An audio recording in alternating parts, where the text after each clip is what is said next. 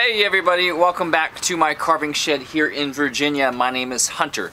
This is part 3 of a little series on staining skulls. If you've watched part 1 and 2, welcome back. Glad to have you back. If you're just jumping into the middle of this, there is a link in the description of this video to the first 2 videos as well as all of them all together. So if you just want to watch all of them all together, link in the description of this video. But this is part 3. We're going to be talking about applying some stains, lots of good tips. So let's jump into it.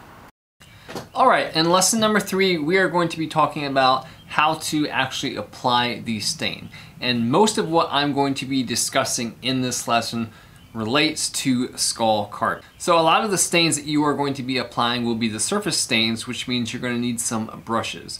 Don't get too picky on this. Use whatever you want. I use a variety of brushes and a variety of quality of brushes as well. A side note, you can simply clean your brushes with acetone. That works really well. Or you can take the brush, put it in a Ziploc bag and put it in the freezer, and that will keep the brush from drying out. Some of the solutions you will be working on can stain your hands a lot, so I do recommend using gloves when appropriate with some of those stains. Now, although we did already cover submerging skulls in a penetrating solution, I did want to reiterate that you never want to boil a skull. I know there's a lot of information out there, there's a lot of different views on that, but just take it from me, especially with the staining, do not boil the skulls. Always take the solution off of the burner, let it sit for a little bit, and then put your skull in the solution. Now, a big issue with staining a carved skull a lot of the times is that when you put the stain on, it goes on unevenly and it soaks into the bone, it leaches into the area around the carved area that you've exposed. Now, I cover the skull with a clear coat first, and that way it fills in the rough areas, all the little pores in the skull, so that when you put the stain on, the stain doesn't soak into the bone, but stays and remains a surface stain. Now, I specifically use a UV protective clear coat so that it does not yellow over time. I use Krylon. There are other options out there. And do be liberal with that first clear coat that you put on. That way it will soak into all those porous areas of the skull. And a glossy coat is best for that first one, even if you don't want a glossy look in the end. Later on in the process, you're going to wipe most of that clear coat off anyhow. But a glossy helps to wipe off the stain when we apply it. Now, you've got your carving, you've already put a clear coat onto it, and then you're going to apply your stain. Generally speaking, applying a stain is to kind of highlight, to put the focus on the area that you've carved. So you're just going to take that stain, wipe it on, make sure it gets in all the little crevices really well, and then come back with a rag and wipe off the excess stain. You will notice there will be some slight stain on the areas around your carving, but just leave that for now, let it dry, and then what we're going to do is we're going to come back later and we're going to do one of 2 things. Either take nail polish remover, specifically gel nail polish remover, and take a rag and wipe off the excess stain that's on the areas around your carving, or take a piece of sandpaper and lightly sand the area around the carving, and that will get rid of that excess stain.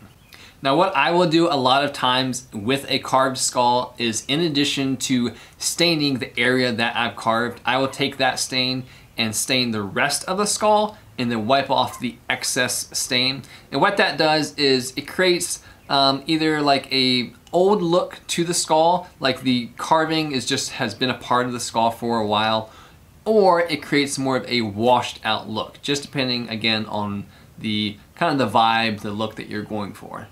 You can layer stains to some extent.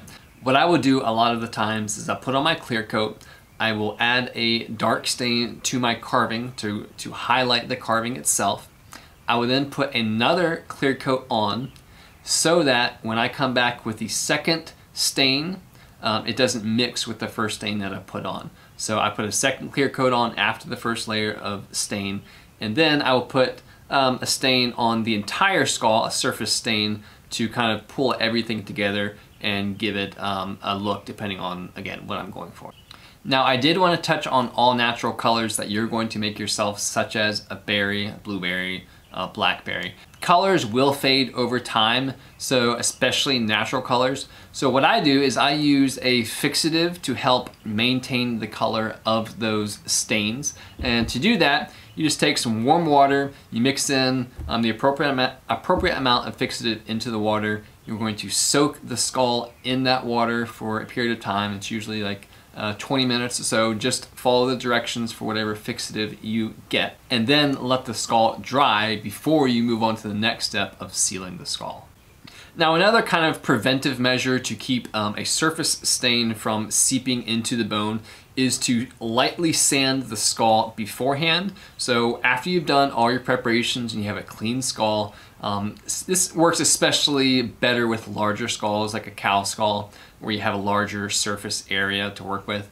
If the area is really rough, start with some sandpaper. Don't be too aggressive, but just sand it down enough so that the surface becomes fairly smooth.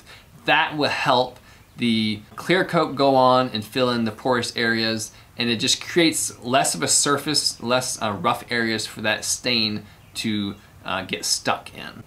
So just to review, say you're carving a cow skull, you've started with a nice clean skull, you've done your carving. You're going to come across with a light sanding to smooth out any rough areas. You're going to put on a liberal coat, clear coat, a UV protective coat. Then you're going to come back with your stain. You may do several layers of stain depending on the project, the particular skull that you're working on. And then at that point, you move on to the next step of sealing the skull. Okay guys, thanks for watching all this way. I hope you found the information helpful. Again, if you do want to watch all the videos, just hit the link in the description of the video, and feel free to ask questions. I'm here. Would love to help you out, and I will see you tomorrow for part 4.